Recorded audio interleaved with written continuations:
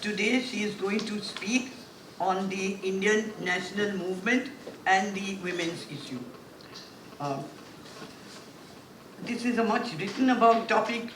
People have debated it, written about it. What was the connection between the uh, women's movement and the freedom movement? How far and in what ways did the national movement take up the women's issue? And what was the impact of women's participation in the freedom movement? Uh, how far did it liberate women? What was the focus on freedom of the country or freedom of women? These are various issues, and I'm sure Yuthika will address some of those. So over to you. The problem that today I'm going to talk about is the role of women in the Indian national movement or the freedom movement as we know. Women were how they were progressing and how they were trying to make a mark in the 19th century. Maybe I want to divide it chronologically as well as issue-wise. The first part would be about the socio-religious reform movements that took place in the second half of the 19th century. Going over to the first half of the 20th century, the real national movement and its various phases. And then I would also like to tie the various threads together by saying, by trying to analyze and by trying to throw some light on the fact that were women really fighting for the freedom movement, or what is it? There's a lot of debate. So in the freedom movement, what was their role? That would be the focus of this talk today. This is a small comment by Margaret Mead on the role of the sexes. And as you can read, this clearly brings out that the need is to treat women as human beings. The Constitution of India guarantees some rights to women and to human beings, to all the citizens of India. As 19th century marks the beginning of the women's movement in the Western countries and the rise of the women question in the East, in Europe, the French Revolution was instrumental in unleashing the forces of change. In several of the Western countries, the women's issues became prominent, and the first issues that came up were the issue of slavery and the issue of suffrage. These were the two main problems which led to the upsurge of consciousness amongst women. They started realizing that there is something wrong and there is some sort of discrimination that's going on. In India, the social reformers, inspired by a golden past and liberal West, started the process of reform of religion and society, along with that of women's condition. Several women were there who were actually very active during this period. We say that the social-religious reforming activity was undertaken by the men, like Rajaram Mohan Roy and Ishwar Chand Vidyasagar, Behramji Malambari, and they took up several reforming issues like sati, the age of marriage, age of consent, widow remarriage, these were the issues. But what was happening to women? The women like Pandita Ramabai, there is another, she was a scholar, she was a Sanskrit scholar, she went abroad, she gathered money, she somehow could manage to establish ashram, and she could give people residential, the people, the girls, the women and the children could come and stay with her, and she was actually a very good social worker. This is very well known. Secondly, there was Anandibai Joshi. She was also a scholar. She was one of the first doctors in Indian history. Savitribai Phule, everyone knows. She was the wife of Jyotiba Phule, and she also did a lot of work for the education and upliftment of women and children. They also, not just lower class women, they were also working for widow remarriage, various social reforming activities and educational activities. Several schools were set up. So what was driving these women to come forth? Tarabai Shinde is very well known, and her work on is hard-hitting work. I mean, considering by those standards, this work is a comparison between men and women, known as the Stree Purush Tulna. In this, she has brought out the pain. If we go ahead further, move on, there was, of course, there were certain very important reforms that were undertaken during this period. For example, the Raja Ram Mohan Roy's reforming activity is considered as the pioneer in the amongst the reformers, and he took up the issues of sati and Kulinism and polygamy, and also spoke in favor of the women's property rights. Similarly, Ishwar Chandra Vidyasagar and Malabari, they also undertook very important reforms. So the story, which began actually in the beginning of the 19th century, made several problems of it sought to correct several problems of women, and for example, the female infanticide was made illegal. Sati was abolished, as we all know, and the campaign against sati made this practice illegal by 1829.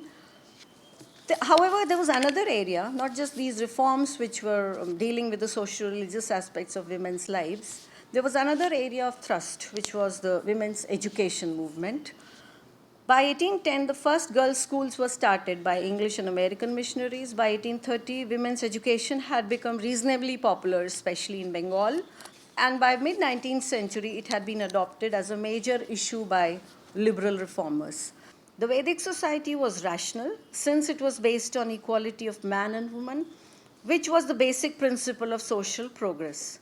The reformers recognized the principle of liberty of individual, equality of all humans, and emulated from Western liberal culture profusely. By 1860s, the stage was set for another major breakthrough, and that of the campaign against child marriage. This culminated in the promulgation of the 1891 Age of Consent Act, which raised the age of consummation of marriage of girls from 10 to 12 years.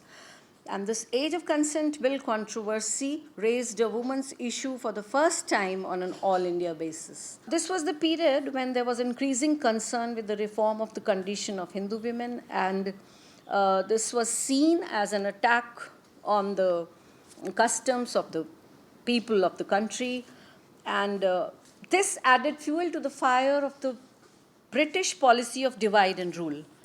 Now, this whole thing about social religious reform and the consciousness being generated in various classes and amongst women led also to acted as an inspiring force for nationalism in the country. And one has to understand that how all this was also leading to growing nationalism, which was parallel with anti-Westernism. The national movement, which denotes the response of the Indian people to the inroads made by the British traders and manufacturers who entered the land on the pretext of marketing, but gradually assumed control of the country.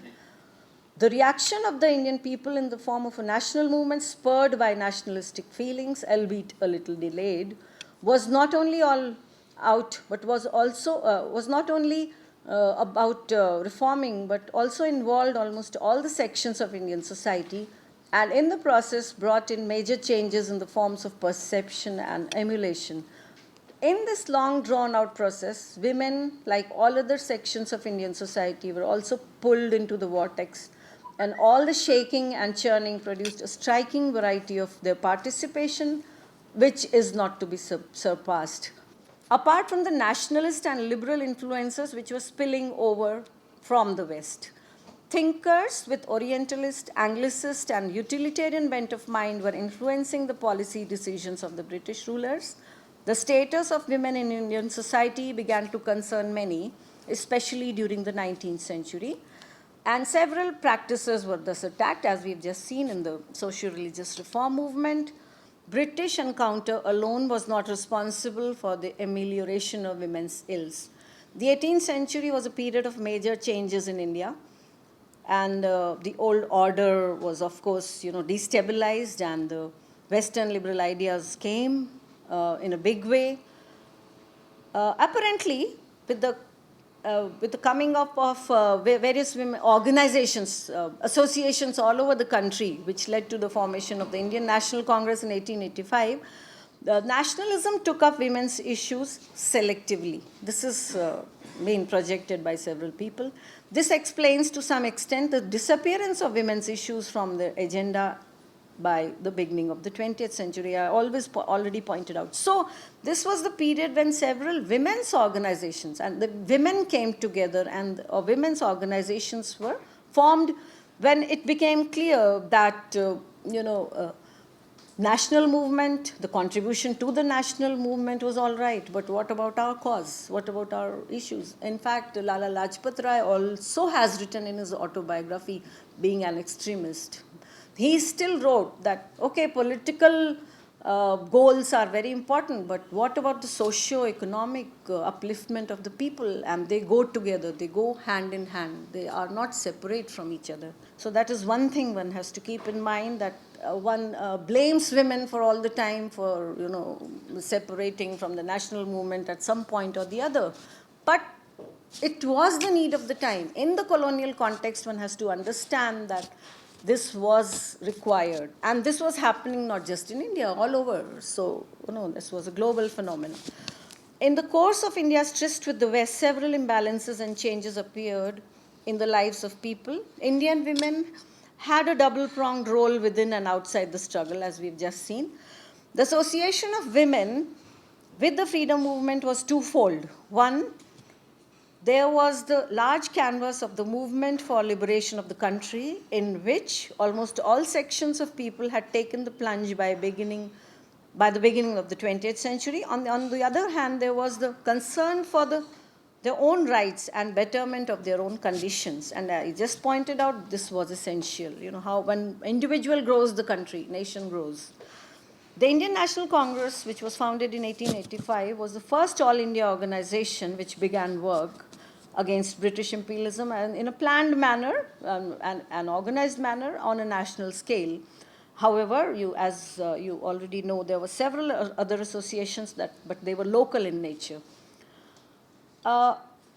This was also the time when there were no barriers for women in joining the party, and women from all cities like Bombay and Calcutta joined in.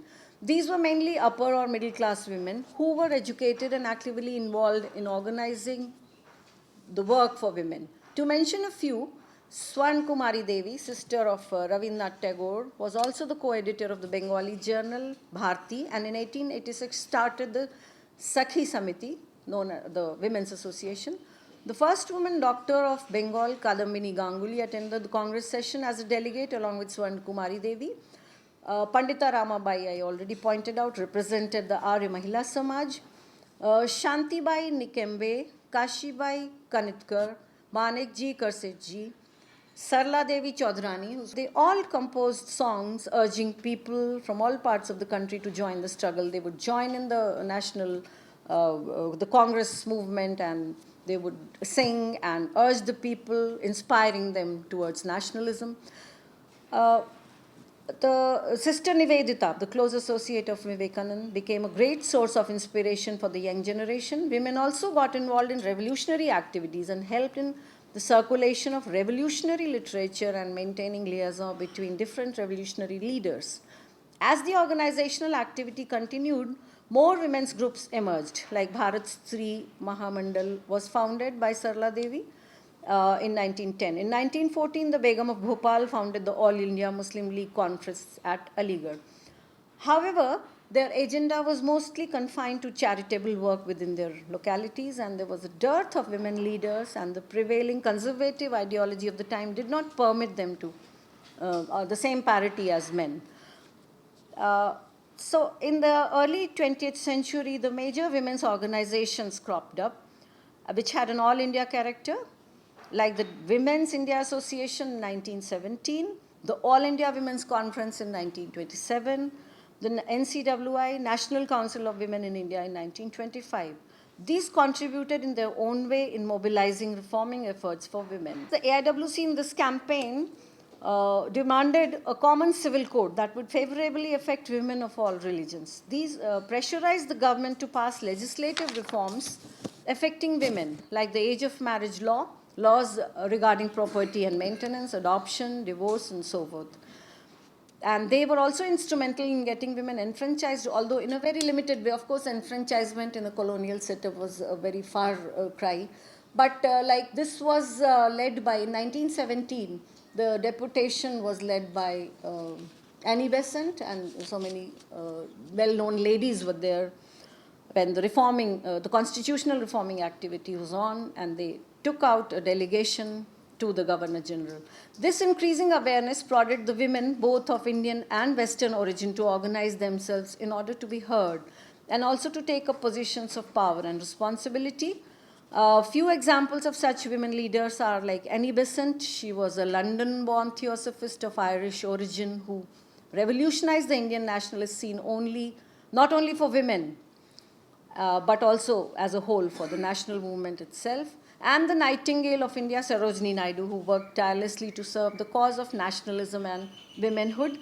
There's a whole the Home Rule League of Annie Besant, and how she was arrested in 1917 under the Defense of India Act, which followed a series of meetings in India and abroad.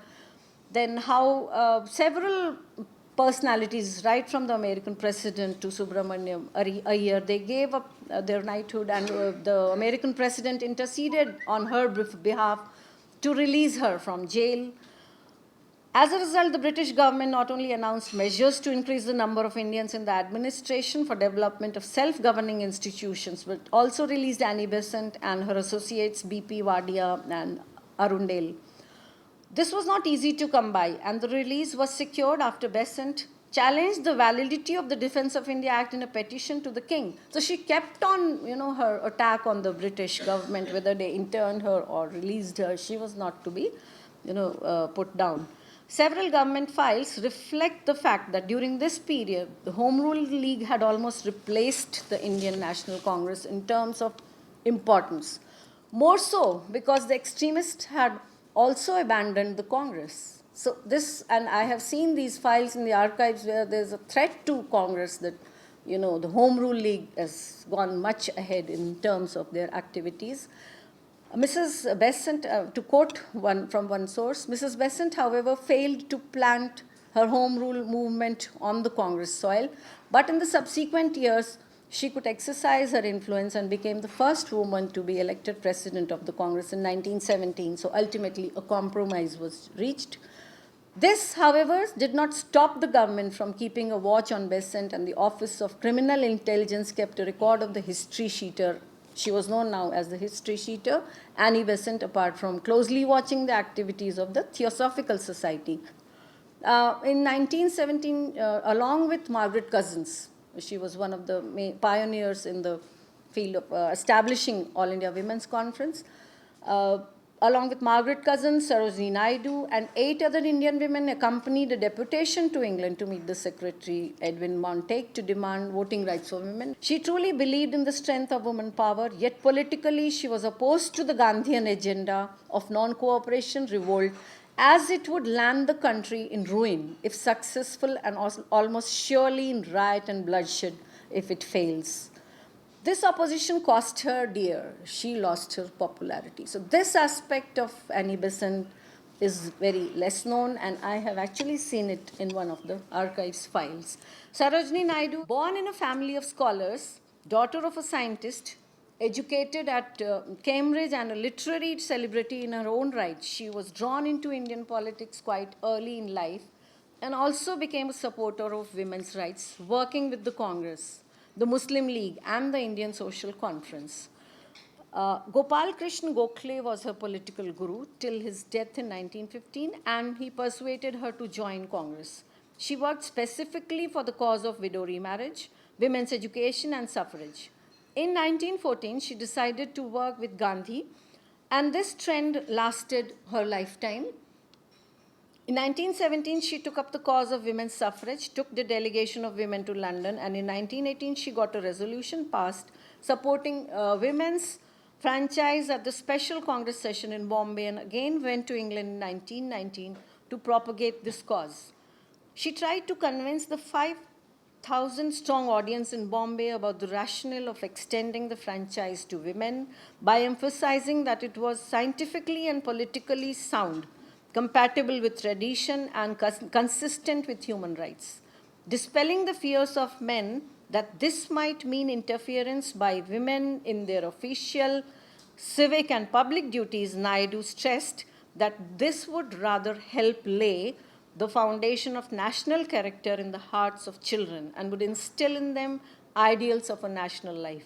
But Sarojini Naidu or Annie Besant were exceptions in this field. The fact is that women were still not active enough in the Indian politics during this period.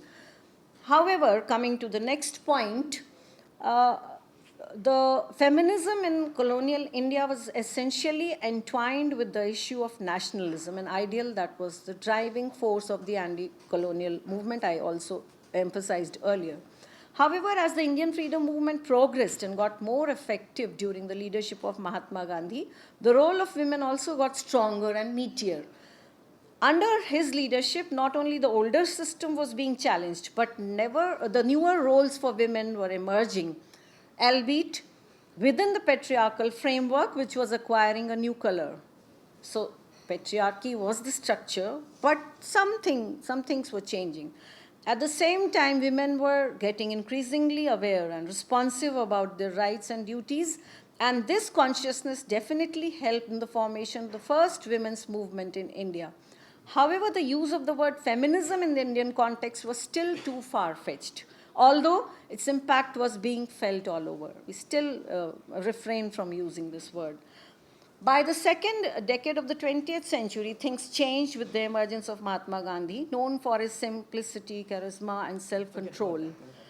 In the 1930s, the active participation of women in the national movement, this is a very important point I would like to highlight, had gone a step further than the movement of the 1920s, popularly known as the non-cooperation.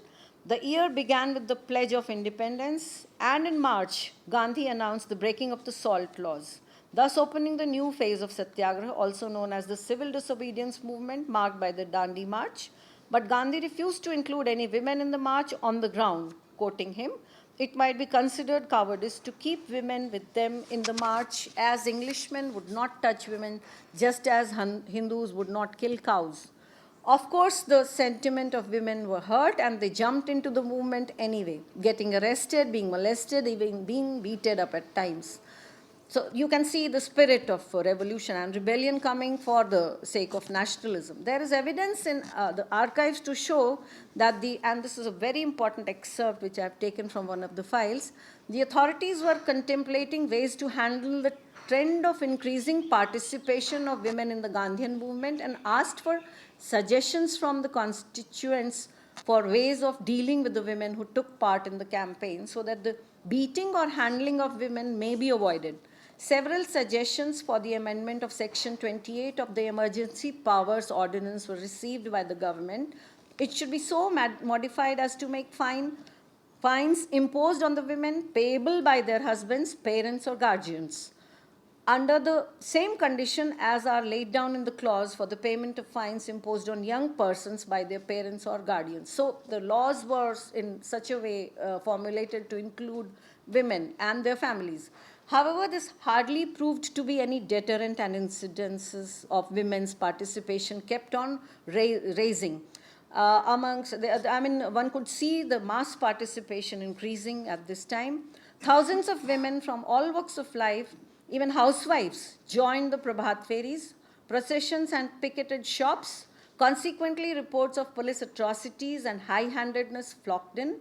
In one instance, it was alleged that the police at Andhra and Madras stripped and flogged women political arrestees. In another such incidents, there were allegations of ill treatment of women volunteers by the police of Dashashwamedh police station in Benares. The case was made out that about 6-7 women were going in procession, were arrested, taken to the jail by the policemen on duty, who took away their clothes, humiliated them, and even in every possible manner they were humiliated. One of the women even had 2 young children with her. Several political figures, including Pandit Malvi, intervened, but the judge's verdict led to acquittal of a Nayak and 4 constables who were prosecuted in this connection. Coming to the end of my talk today, I would like to submit here that these instances which I quoted just now were seen all over. Calcutta, Delhi, Punjab, Bihar, Karnataka, all over the country. And the whole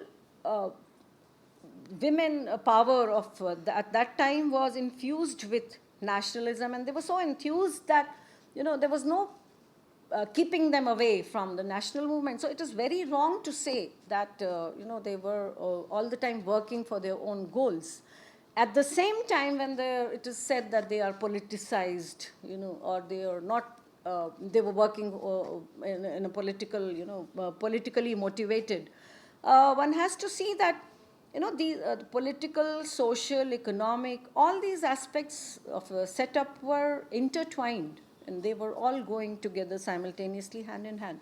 And there appears to be no single answer to this complex problem of what was the issues involved in the national movement. But several factors like the socio-economic mainstreaming of women and their acceptance in the society, along with the understanding of the structural functional aspects of society in India and in the world as a whole in general, might be some pointers in the right direction as to what was happening at that time and how women were participating generally in the national movement. And that would make it easier to understand their role, their contribution in the whole scenario. Thank you.